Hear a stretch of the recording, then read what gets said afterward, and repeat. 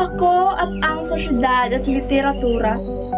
Madalas akong tahimik, pero sa loob ko, may ingay na hindi mapigil. May mga kwentong gustong kumawala, pero natatakot akong hindi maintindihan ng mundo. Sosyedad, ikaw ay laging nakamasid. Sa bawat kilos ko, may matakang nanghuhusga. Ganito ang tama, ganyan ang mali. Para bang may guhit kang iginuhit, at ako, pilit mong isinisiksik sa kahon na hindi naman kasya.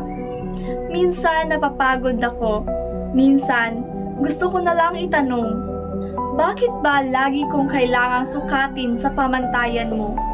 Bakit ba kapag lumilihis ako, ako'y kulang? Pero sa isang pahina, isang tula, isang kwento, at biglang nagkaroon ng puwang para sa ako.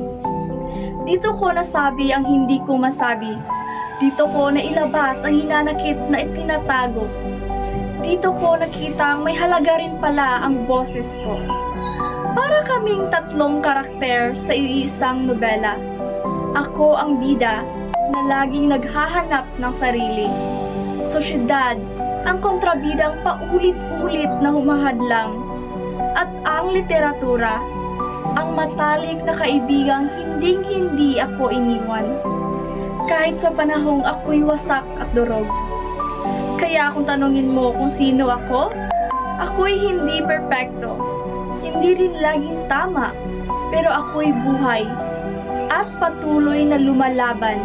Dahil natutunan kong ang aking kwento ay hindi lamang akin, kundi bahagi ng mas malaking kwento ng lipunan.